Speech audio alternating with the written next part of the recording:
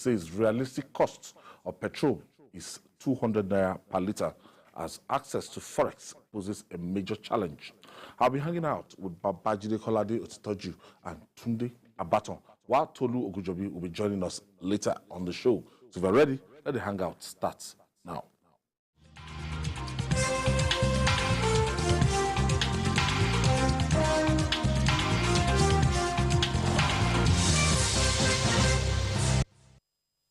Thank you for staying with us. Let's begin on a note of caution, because most times we fail to build the water when it's still an ankle deep.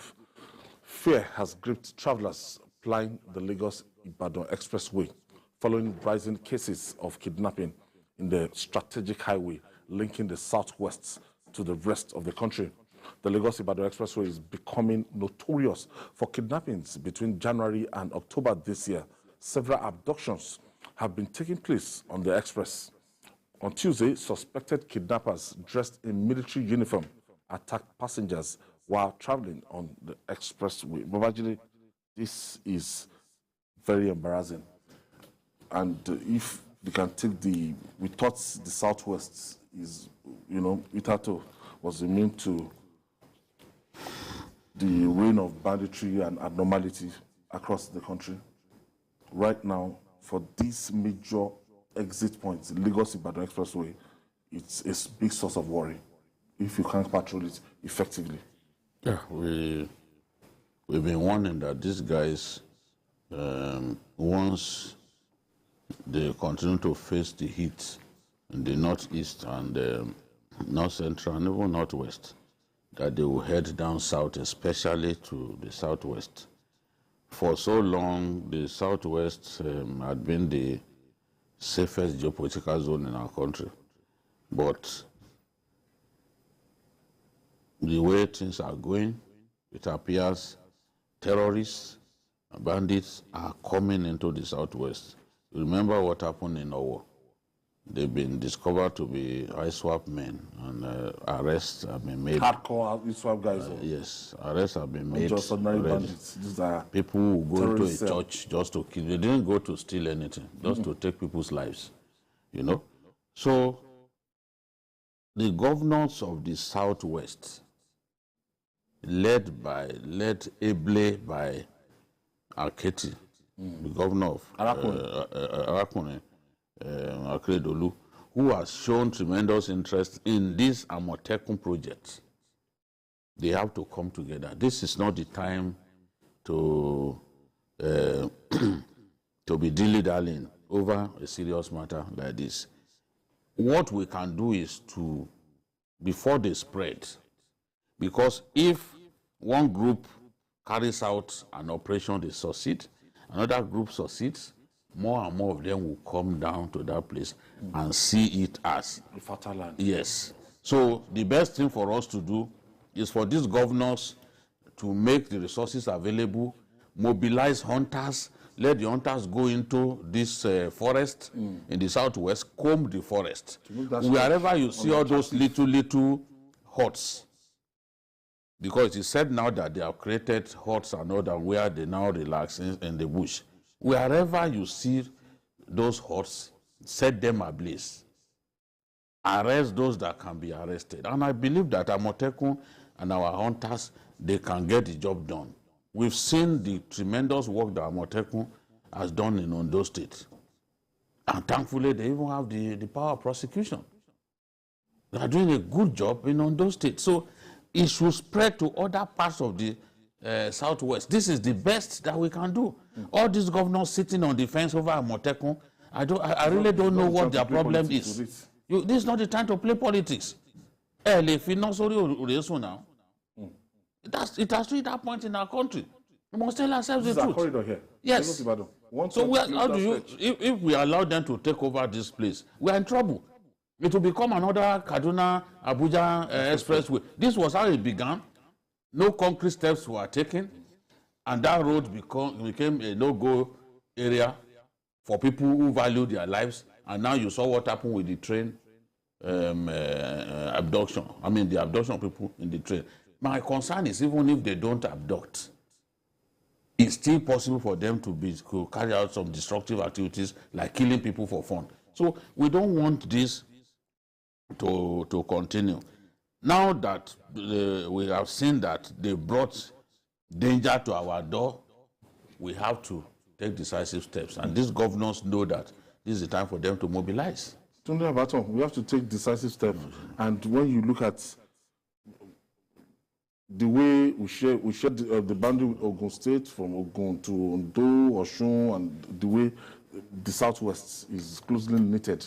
And according to Jide now, these people coming down south, and it's a very, very dangerous trend. Well, I think, like Jide said, in the last 3 months, all Nigerians knew that the heat has been on in the northeast and the northwest. Especially the apparent determination of the federal government to smoke these people out of the northeast and northwest, where they are the strongest. It should have occurred to our military men and our governors in the southwest that these people will spread out. So far the heat is on them. It is strategic for them to spread out their wings. When they spread out their wings, they will not look out for the most prosperous and vulnerable region of the country. And you know that Lagos-Ibadan Expressway is about the most vulnerable, the most prosperous in terms of the volume of passengers traveling along that road. When they struck on Tuesday, they struck before the intersection to Shagamu-Benin Expressway, which means they are sure that the passengers are either going up north through Ibadan, yes, or they are going towards Lagos-Benin Expressway. So the time now is for our, especially governors of Ogun and Oyo State, they have been playing lip service to. They were busy. The Ogun State Amotekun were busy fighting smugglers along the Iroko Road. This is not the time for them, and it's also the time for the governors to give enough capacity, because it's another thing to have a Amotekun. It is another thing to equip them. Let them give capacity. Nobody bothers about you take any law here. We are in a state of emergency, whether you like it or not. And if the Southwest, if what is happening in Kaduna and Northeast should happen in the Southwest, it will be a serious threat to Nigeria as a country, because this is the economic belt of Nigeria. There's practically no Nigerian businessman or business initiative that can do without the Southwest, especially that strong. So the governors should up their game. They should give enough capacity to the Amotekun so that we can stem this particular thing. If we make life uncomfortable for them, they will relocate. You know, the politics of carrying firearms or not being able to carry firearms, and this has been quite controversial. But you will agree with me that the level of the sophisticated ammunition that these terrorists they move about with, it's going to be foolhardy when you just carry a ding gun, or what do you call the other one that is approved, that it will be very difficult to confront these terrorists. Yes, but it's not all of these bandits that are so sufficiently armed. Some of them use just pump action and even ding guns. And that's why Amotekun in those states do not carry AK-47, but they are able to make arrests. All the time they are making arrests. And they don't carry AK-47. So I still think that pump action rifle can still get the job done. Because some of these bandits in this area are not as armed as those ones in the far north, in Katsina, all of these places, you know. As you can see, they have their own weapons. They have their own dogs. So they can still do something. And those hunters, they understand the forest very well. Engage them, let them go into those forests. Let's identify where they are.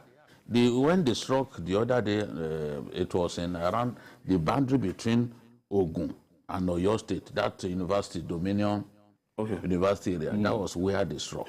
You know, we need to identify even where they are. And if traditional rulers need to be engaged, they have to be part of this, so that they will monitor their own communities and tell us about movement of strange individuals who just got into the area and all that. So we just don't have to fold our arms and allow these people to come down here and turn us to another Northwest. And these governors, as I'm saying, these governors have to realize that this is a job for them. They have to take this seriously. All right. The drug situation in Nigeria is alarming, but the anti-drug agency is waging the required war against the menace. The National Drug Law Enforcement Agency, NDLEA, said it seized drugs valued at 420 billion naira between January 2021 and September 2022. The NDLEA Director of Media and Advocacy, Femi Babafemi, said 19,341 suspects were arrested, including 28 barons, while 3,111 persons have been convicted, with 3,232 persons still in court within those 21 months. This statistic is staggering. And the number of people that are into drugs in this country is becoming alarming and really, really frightening. So if in the last 2 years, that's from January 2021 to September 2022, they said 19,341 suspects were arrested. I'm sure it's not those, everybody involved that were eventually arrested. But the people that were eventually arrested and 28 barons, while 3,111 persons have been convicted. Yes, that's to tell you that the NDLA is doing a good job. You know, the ratio of conviction. Since General Marwa took over, we've seen a breath of fresh air in the NDLA.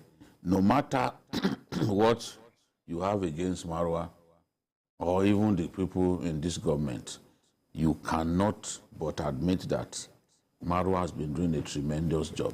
600 bank accounts frozen over the same period. Drugs weighing more than 5 million kilograms have already been seized. Now, if you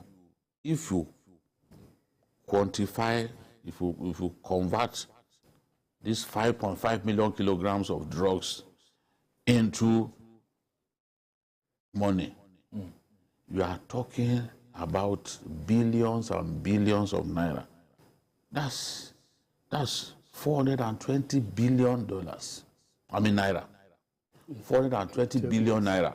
My own concern is not even the money, because for some of our people, once they hear money, you know, they start having all kinds of ideas. The implication of this quantum of drugs getting into the streets. Any system. On our youth.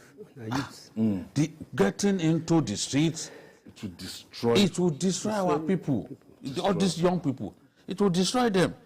Already, in terms of consumption of cannabis, it is a big concern in our country. One, because cannabis sativa is also one of the drugs that we can grow here.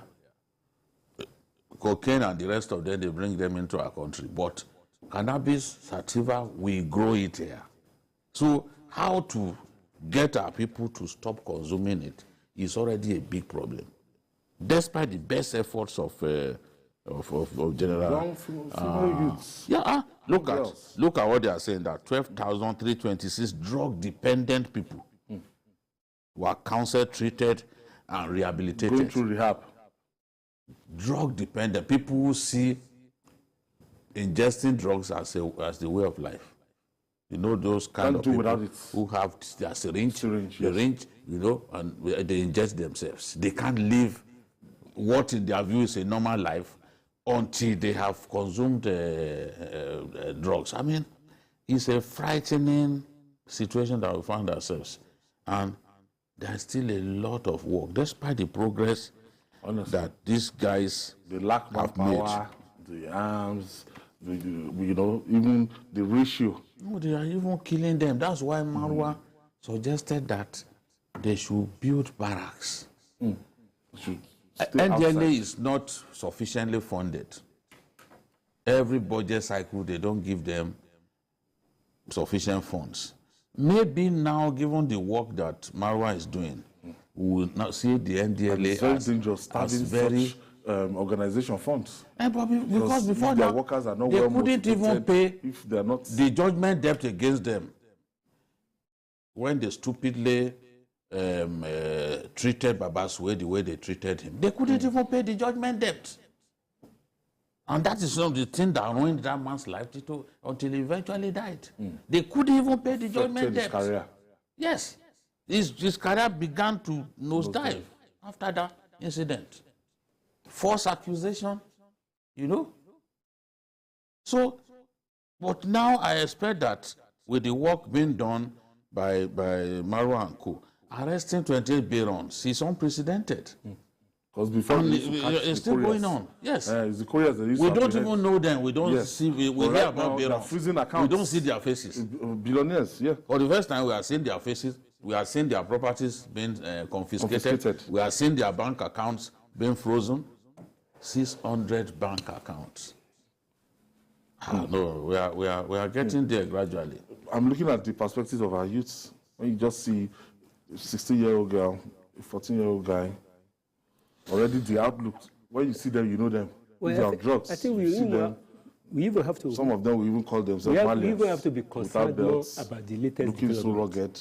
Only yesterday or 2 days ago, the NDLA said a new drug known as fentanyl is about to be smuggled into Nigeria, and that it is 100 times more potent than tramadol that was found in VGC about 2 months ago. So when you get that drug into the system, the youth want to patronize it because if they know it has 100% more potency than the one they are using before, which means our youth are increasingly being susceptible to become drug addicts. And that is the sad situation of it. In all parts of the country now, not only in the north, in the east, in the west, here, everywhere.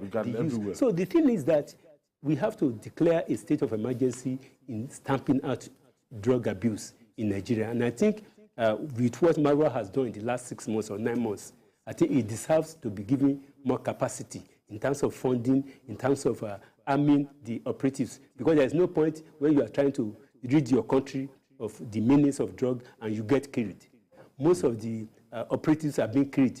You know, this drug baron, they have money to kill, to steal, and to destroy. So I think the government has to declare a state of emergency and empower NDLA more to do more. Because when this drug gets into the system, it will destroy our youths. And when it destroys our youth, what is the essence of having this? Greater insecurity. Insecurity in the Most country. people cannot commit crime unless they are high. And now when you now bring in fentanyl that is 100% more potent than tramadol, then we are in serious crisis. You don't notice a young men today, their behavior will just be off. You know that there's something influencing their behavior. When they've taken some of those drugs, you, as big as you are, you are so tiny. Like this biro. Especially even the transporters too. So you are nothing to them. Just look at you wherever you are nothing to them. That is why they would, until the effect of the drug that they've ingested wears off. Some of them they will not even know that they've done anything. Some of them will. When they take this Arizona and the rest of them, you know, some of them, they don't have the physiological makeup to commit crime. To take some of the drugs that they are taking. No, it's just like alcohol.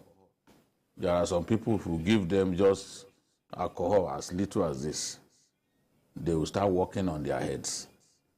But some, they can even take a bottle of NSC, drink it at once, and they won't get drunk. You know, so our body system is not the same. Some of those boys, they see their colleagues taking this Arizona loud and the rest of them. They too feel like taking it. By the time they take it, it becomes something else. They'll start shouting like somebody demented. You know? 5 people who cannot. They'll be pouring water on their heads, but the madness will not stop. And that's how some of them slip into madness. Yes. Total. Yes, we just become totally maladjusted. And it ends there. There's no way back. There was one that I learned that it was even Indomie. They used loud to cook Indomie for him. By the time he ate that Indomie, He never came back till today. He's mad. We even export some. This local one they call Nkurukburi. Very funny. That's the one from the east. And you see people in Europe. They'll be dancing naked in Europe. When you take something like that, I don't know what parents, I don't know the rules of parents. What they can do to salvage this situation. No, I just pray that one doesn't have a child constantly on drugs or addicted to drugs. Because we lose complete control of the child. You know the story that Gerard Marwa told me about a man who never sleeps until his son is already snoring, because he's not sure the boy will not take his life. So once the boy has gone to bed, he checks and see that this guy is gone. That is when he will now go and sleep. What kind of life is that? Some of them, they will call in daily, they will raise alarm. Their son who is addicted to drugs is causing problems in the home. We are in a serious, serious situation, honestly. Men and women, you see small girls smoking hemp. They don't even count it as anything. And the thing is that some people are making money, thinking they are making money out of this thing. They don't even see it has become like a status symbol to be an hemp smoker. What idiocy can be greater than that? Status symbol. So because you can smoke hemp. What is in India hemp? You are crazy. Wasted generation. Yes. What kind of... things that you can't even say publicly, people now flaunt it. Smoking hemp, you think that is an achievement. You are a fool. It's not an achievement to be an hemp smoker. It's the state of extreme malady. Extreme malady needing intervention. You are retarded. If you are smoking hemp and you think it's such a big thing, you feel high. You are smoking hemp, you feel hip that you are smoking hemp. You are retarded already. You know?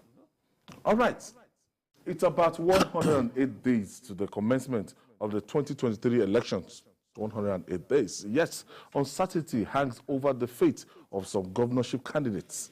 The high number of litigations trailing the conduct of the primaries by the All Progressive Congress, APC, and the People's Democratic Party, PDP, is threatening the chances of the two parties to participate in the 11th of March 2023 governorship election. For instance, the primaries that produced the APC candidates in Adamawa and Taraba states have been nullified by courts, while those of the PDP in Ogun and Zamfara states have suffered the same fate. Tunde Abaton, there's a big crisis. It is a crisis and it's not a crisis. If we have a very robust political system, this is an opportunity for the third force, that is the parties that comes after APC and PDP, to put their house in order and make sure that they teach these big parties a lesson. And what is the result? The essence is that the parties refuse to follow the rules of the game. If we believe that we can circumvent the rules of the party in producing delegates to the country, because most of this starts from delegate issue, because when the delegate list is tampered with, when you don't go through the normal process, the result is what you have. And mind you, in Zamfara state, that was why the APC almost lost that particular state, and the PDP lost. In Ogun state, it will appear as if the course in quote, that is PDP in Lagos state, is about to inflate Ogun state. Because now, 3 months to the election, they cannot say validate that they have a candidate, or because the party and the players within the party refuse to follow the rules of the game. I think for this thing, the lesson there is that, by and large, other parties put their acts together, because until we teach the main parties a lesson, that when you present your candidate, now if PDP should present a candidate by November ending, it means they have less time to plan in Ogun State.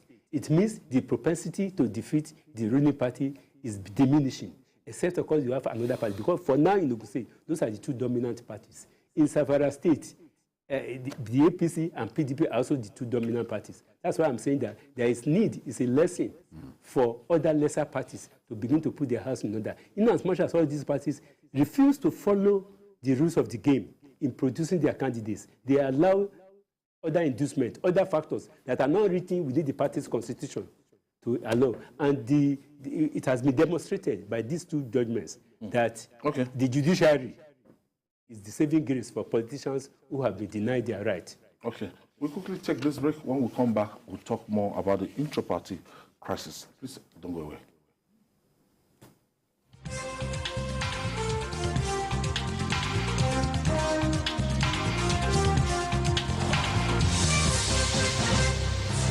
Good afternoon, sir. Please, I need a room to rent in your house. Okay, where do you work? I'm a nurse. That means you won't owe me rent. Congratulations, young lady. You have yourself a house. Well, thank you so much, sir. So, how much is the rent? 90,000 naira. Oh, but wait, where are you from? I am from Akamata. Akamata what? Akamata in my house? If you know how you got into my house, please get out right away. My spirit and that of Akamata people don't have anything to do together. Sir, what have I done? Your people from Akamata are known for bad things. That is what they represent, and you can't live in my house. Just get out right away. What's going on? Leave my house, young lady. Yes, our differences extend to our languages, culture, food, and even belief. But we are bound together by the cord of love. With one heart, with one voice, we will make Nigeria a hub of greatness, a place where the people live as one. This message is brought to you from the Center for Democracy and Development, CDD, with support from the UK government. Showing up in style inspires great confidence. IVM G5T appeals to class.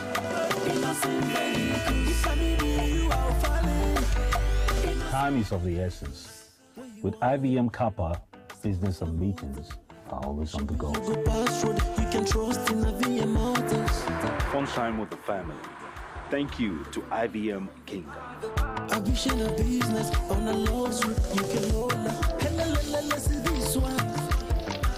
IVM carries always stealing the show. Isn't she beautiful? Influence defines a great leader. IVM Seriki is Africa's commute king. Strong, reliable, and durable. With the concept of regionalization, Innocent Vehicle is committed to satisfying its customers with producing their everyday dream cars. IVM, pride of African roots. The Honorable Minister of Information and Culture, Alhaji Lai Mohammed, welcomes the United Nations World Tourism Organization Secretary General and Ministers of Tourism, Culture and Arts from the UNWTO member states to the first UNWTO Global Conference on linking tourism, culture and the creative industries. Date from 14th to 16th November 2022. Venue, National Theatre, Igomu, Lagos. Workshops and technical sessions starts on 14th November. Opening ceremony 15th November, time 10 a.m. A day with Nollywood, 16th November, time 10 a.m. Special guest, UNWTO Secretary General, Mr. Zurab Pololikashvili. Special guest of honor, His Excellency Muhammadu Buhari, GCFR, President, Federal Republic of Nigeria. Mrs. Lydia Shehu Jafia, MNI, Permanent Secretary, Federal Ministry of Information and Culture. Announcer.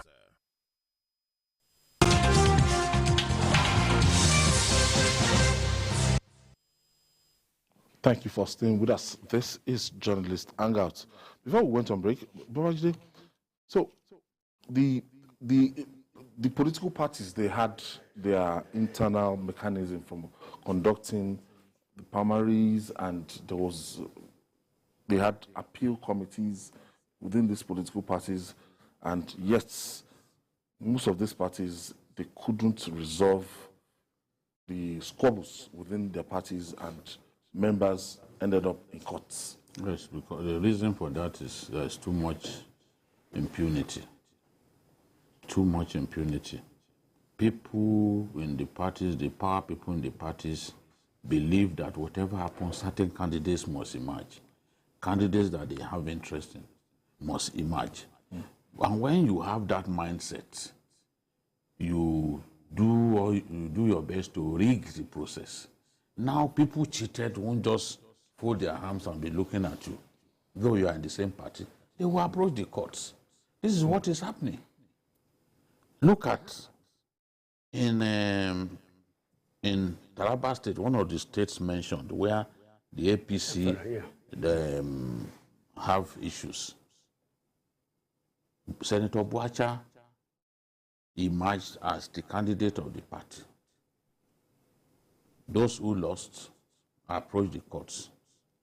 The judge affirmed that, indeed, there was no primaries. One, the announcement of results happened at the airport.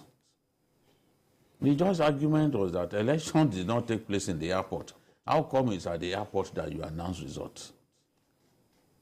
The election results from each of the 16 local governments was written. The results were written by just one person. It's the same handwriting passing through the result sheets in all the 16 local governments. So the judge said, even if it is not possible for an individual to supervise the election in all 16 local governments at the same time and write all the results, it is also not possible for all, if that was not the case, it's not also possible for all 16 electoral officers to have the same handwriting. So they were convinced that simply these people just wrote results. Senator Yusuf, Yusuf, representing Taraba Central. Apart from this case, he is also in court. He's in court in Abuja. His argument was that there was no primaries at all. So he will want the entire process nullified. If, and his case will be decided on the 15th of this month. When that case is decided, if it does not favor the APC, it means everyone that contested or that emerged as candidates in the sham primaries will lose their opportunity. Look at what happened in Adamawa State. Nuhu Ribadu went to court because the primaries that produced Binani, there was a clear case of overvoting. The number of delegates, the votes, the votes cast exceeded the number of delegates. Now, how many people will see that and simply vote? You have lost an election, you'll be angry that you lost an election. If you can see clearly that this was why you lost, that you were cheated, are you simply going to fold your arms? And the parties don't have this means of even resolving this issue, because I was saying that how come they could not even convince Nuhu to say, look, this is a good chance. Shabinani is popular, no doubt about it. And it could well be the opportunity for a woman to win election in the far north. But Nuhu Ribadu went to court, and the court didn't even give them room for a rerun. In the case of Zamfara PDP, they gave them room for a rerun. Dawda Lawal emerged again. Then the guy went back to court. The thing was nullified again.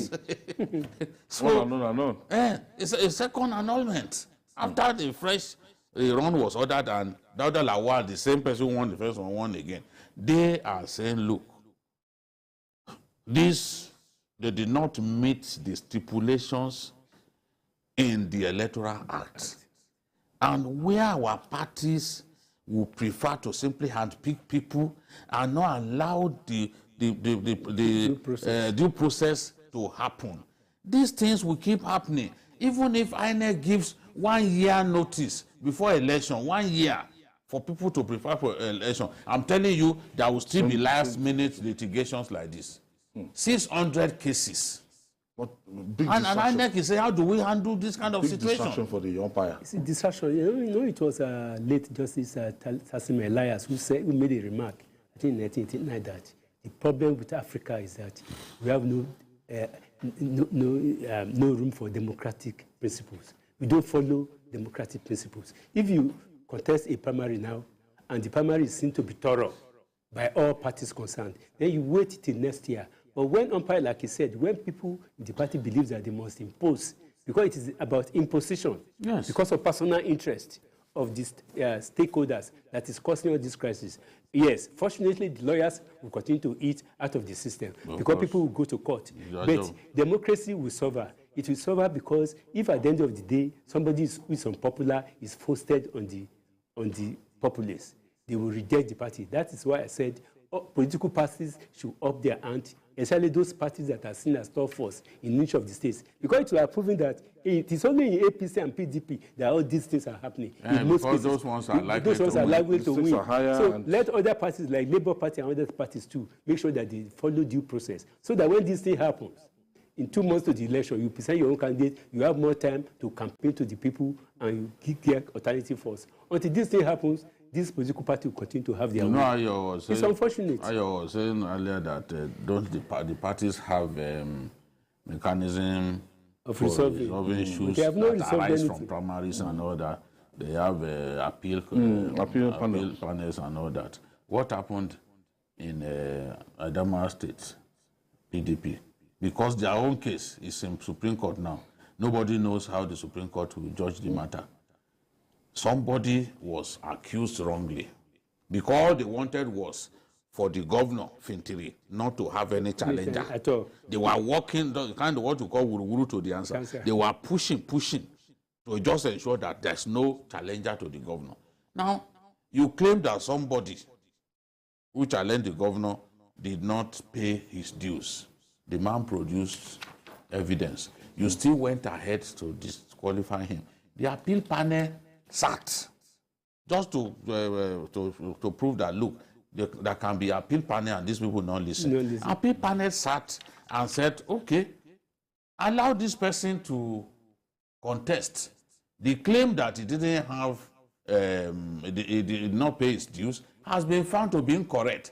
Allow him to contest. The NWC of PDP still refused to allow the person to contest so that the governor can then win, unopposed. The guy went to court. The case is at Supreme Court now. Nobody knows what will happen. So we are even a party ignores its own structures for conflict resolution. Your incumbency are granted to make sure the person... That's what I don't understand. What is he afraid of? It is imposition. All right. We'll take this break. When we come back, we'll talk more. It's still Journalist Hangout. We'll be right back after this time out.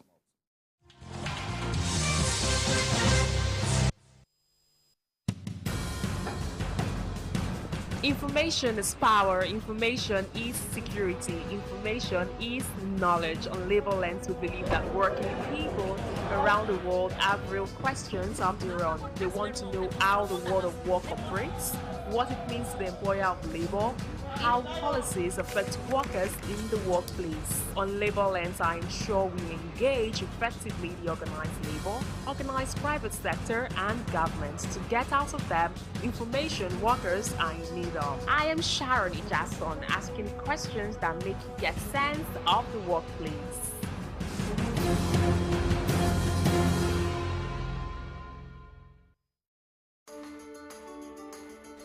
There is always more to a story than the screaming headline.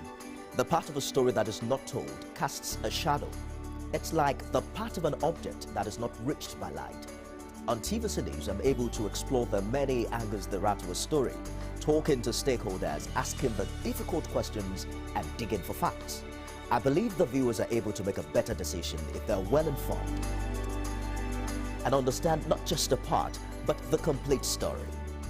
TVC News, first with breaking news.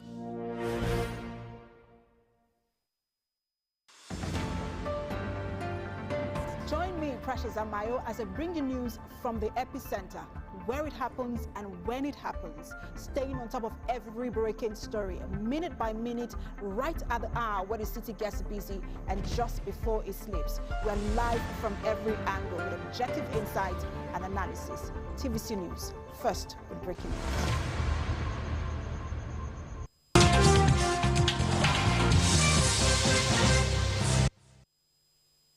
Finally, thank you for staying with us.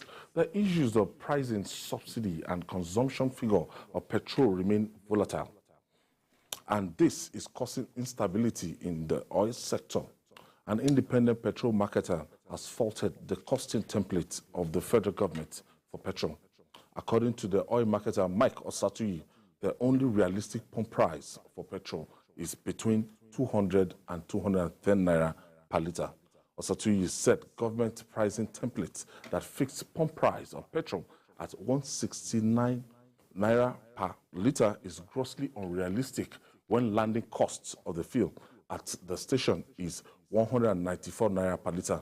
He insisted that the current price of petrol does not reflect inflation, foreign exchange costs, union dues, and transportation. To break it down, I have our business editor here, Todu Ogunjobi. Todu, nice to have you around. Yes, it's great to be here. It's been a while. So, it's sad. Landing costs. That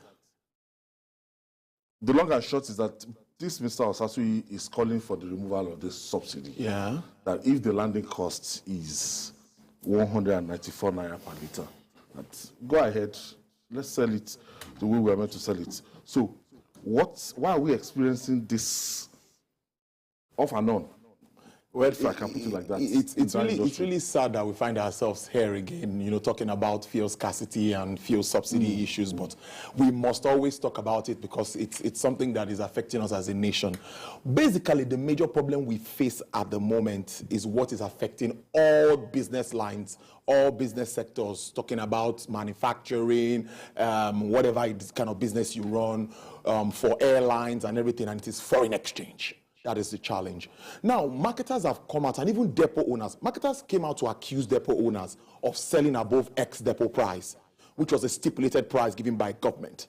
But with the fact that some of the depot owners, and of course, for them to get their products when it gets to the country, because they need to have smaller jetties, smaller vessels, I beg your pardon, to take the product from the mother vessel that brings it from abroad, because we import this product. But do you know that our marketers also have to pay in dollars to NIMASA and NPA? Now, who does that? So I don't know. And there was a meeting, according to... in our country. In our country. And there was a meeting that the vice president attended. What's in Naira? Yes, last year. NIMASA. Yes, and NPA. That's official Yes. dollarization of the Yes. So why would there be pressure on the dollar? Yes. When you're talking about the 20,000 metric tons, so if you get it, you are paying, when you get from the other market, you are paying 440 million naira. Please, who bears this brunt? So all of this has affected the price, and the landing cost is not where it should be. So when marketers buy at 194 naira, like Mr. Satuyi said, plenty of them have told me they're even buying close to 200 naira. The best is to liberalize and open up this market. And it's a very difficult one, but I don't know how we're going to go about it. Any government that takes over from this government, we have to choose between the devil and the deep blue sea. The decision has been made already. Do something about this subsidy. The decision has been made already. We merely postponed the evil days so that the cost of taking that decision does not catch up with us ahead of the election. But whether we like it or not, this is a decision that has to be taken. I was in Asaba and Aguleri this last weekend. And I saw people buying petrol at 250 naira per litre, some 260. Inside? No, not in, what is inside? You it's almost a norm in all of these places. In the East. They don't buy in regular. the East, they don't buy at the price we buy here. They don't. Go to the East at any time. They don't buy at the price we buy here. They don't buy at the price we buy here. Essence of the so the thing, and they are already used to it. They are already used to it. They've been buying above the official price for years. Yes. They are already used to it. Both in terms of scarcity or in terms of plenty, they don't buy at the official price. So by the time an adjustment to the price happens, they're already used to it. It don't bother them. What we can continue to do is to push marketers to sell at a price that is not cost reflective. Even in the energy sector, we are facing that problem. Now, I mean the power generation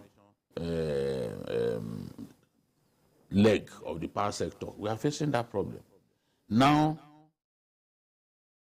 people have to use diesel to bring trucks to the north. Diesel prices extremely high now. You have to power your filling stations with diesel because most of the time, public electricity is not there. Nothing at all. The cost of even running, if you have filling station and all that, the cost of running those filling stations is a lot higher now. That's why these guys, they complained a couple of months back and they tweaked the template. Yes, quietly. They tweaked it and then said, okay, people in Maiduguri, this is the amount they will pay. People here, at the end of the day, you can see that even what they did at that time is not sufficient. Yes. These guys are going through hell. Yes. In Akute, when I was coming to work, only one filling station, NNPC was selling. And as I got to Ojodu, after that U-turn in front of road safety, those two major marketers, the one on this side, is the one that was I think it's Mobile. There's a Mobile on this side. Mobile. They were not selling. Then opposite it, I think there's an NNPC also. There's a filling station there. They were also not selling. Because nobody wants to sell at a price that does not reflect their financial. So that's what's responsible for this. Yes, just like what taking away from where Mr. Toju stopped. Clearly, that is the problem we have. NNPC cannot sustain this market. NNPC cannot continue to maintain this supply the way it's going. They should allow marketers get involved. And how can they allow marketers get involved? They should allow them if you want to give them access to Forex, let them get Forex. If they're not going to get access to Forex, then the market should not be the way it is now. NNPC is now a limited company.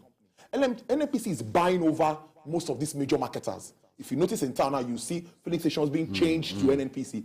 They are trying to spread. They are getting involved in retailing. They are getting involved. So you cannot be, do you understand? You are a regulator and you're also in that business. So how do you want players to fare in that kind of business? I'm just being very factual because this is the truth. We cannot continue to do this. Open up the market. Is that you open up the market or you assure us? Because as we move to the Yuletide season, it's better for major marketers, major marketers to come into the sector than the regulator being the retailer. The more the merrier. And talking about subsidy, which is the final one we must swallow, that we must bite the bullet. But I think because of the level of inflation, the level of growth rates, non-inclusiveness, all that has happened, poverty, our FX level, it should be a phased removal. We would have started this when crude was low. But now crude is high again. So if we want to do difficult. We cannot pull out subsidy. We buy fuel for 450 naira as of today. The higher the subsidy you pay, the higher the price. Yes. First of all, we should fix importation. Yes. We should make sure that it's really a phase thing. It's a 1, 2, 3 thing. We can't just say today we are removing subsidy. Oh my goodness! It can cause we'll buy a liter for almost 500 weeks of riots. Yes, it can cause riots. But if it's face to face, you remove 20% or 25%. After 25%, you create maybe mass vehicle for people to move. You make sure they that always make that easy. promise and it doesn't happen. It doesn't happen. So it's very difficult for us to move from it. And this dollarization thing. Why should government establishments in our country be saying people should pay in dollars? In dollars. In our own this country. This is an international trade. I don't get it. In our own country, is it done anywhere else? I've said it before that I went to South Africa, it was only in the duty-free shops in the airport that I could use my dollars. You have to change to You can't. In fact, when I saw, I wanted to buy CDs, music CDs, I saw one that I liked so much. And there was this Italian who owned the outlet. There was nothing I didn't do. He didn't take the dollars from me, to God who made me. I begged him. I said, I'm going home. Please, sell this thing to me. He said, no, I will only take rand from you. He refused. That's where people respect the law. How can government establishment be telling people to pay in dollars in our country? Why, if we despise our own currency so much, why are we surprised that the dollar is so high now? Why are we surprised? Why should the master ask people to pay in dollars? So just like I was also explaining, like the NNPC is now a limited company. It's a company. They are making profit. So a little bit of they are partly out of regulation. Yes, we can agree with that, with what has happened with the PIA and all of that. So the NMDPRA is now in charge. That's the former DPR. Is now in charge of all of these regulations and all of that. But in all in all, subsidy should be taken out. Phased removal, I think, is what we should. Yes, phased removal, we should start with that. And the quantity of consumption. What is our real level of consumption? Myself and my organs have had this discussion so many times, and I know you want to talk about that. So what do we really consume as a country? Our subsidy bill is extraordinary. What do we consume? It's unbelievable. And I'm happy that even the people in government themselves don't believe the figures. Because if the Senate President can come out and tell us that, look, if we are not careful, one day they will come and say it's 500. It's an unbelievable figure. Okay, and the higher it is, the more difficult it is for Oluwo is calling us from Ikorodu. Yes. That's Lagos. Good evening, gentlemen. Thank you for joining us. Yeah, it's my pleasure. I'm a first-time caller. I've been trying your number all along. Thank you. Thank you for joining us. Go ahead, please. I want to thank all the panelists there for a good job being done there. You are highly appreciated. Please keep it up. Please, my question is, what is wrong in Nigeria refining our fuel here? Is it that difficult? Is it an impossibility? Can't we get our fuel? Must we import? Is that not the basis? Is that not the basis of the problem we have been faced with? Thank you, Oluwo. Our time is fast spent. Jide, thank you. Tolu, the same question that we've been working on. Even if those refineries are working optimally, even if they are working, you know, they can't work at their store capacity anymore. They are old, and at this rate, you know, refineries, some of them were built in the 60s. What was the population of Nigeria in around 1960, 63? We were just about 50-something million people. So the rate of consumption now, even if those refineries are working, if all 4 refineries are working, we cannot produce enough for our domestic consumption. You know? Hopefully, Dangote refinery, we also moved to talking about that. Maybe that could come to our rescue, but I don't think it will address this issue in totality. But the NNPC, we saw what they are doing. 50,000 barrels. The NNPC has been working on the Port Harcourt refinery, which according to them is a total rehabilitation. $1.5 billion has been committed to that project. Let's see if that will be a total rehabilitation. And they also signed a deal recently, I think in South Korea, to also for Kaduna or Kasen, one of them. So if all of them can come, at least let's even address this issue of this freight, the movement, transportation issues and all of that, and we stop paying all of this. Maybe at least we'll reduce pressure on our FX and stabilize our market. If they can start pumping again, through the pipelines. But of course, those boys will go and wait for them. Okay. And then we can use the big depots that Buhari built in the when he was Petrol Minister, Federal Commissioner for Petroleum Resources. Then those depots, you go to Suleja, we have huge depots there. You know, if we can put them to use again, then those tankers, we don't need them damaging our roads. Thank you. Tolu Ogunjobi, the #1 businessman in TVC. Thank you so much. Thank you. Thanks for the opportunity. Thanks. And the master himself, Babajide Kolade Otoji. Thank you. And that's our offering today. Join us tomorrow for another episode of the program. You can watch the repeat broadcast tonight at 11 p.m. and join us this Sunday for Journalist Hangout on Sunday between 1:30 to 3:30 p.m. on our satellite stations. So we're on YouTube, youtube.com/TVC News. I'm Ayodele Ozubaku. Bye for now, and God bless Nigeria.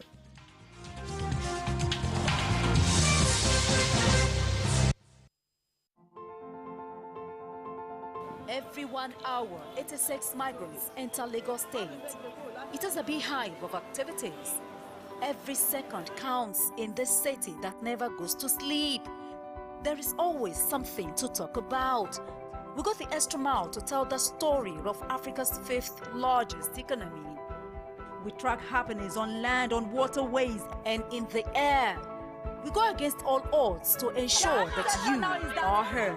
25% of the entire spread of Lagos is covered with water. I live in Lagos.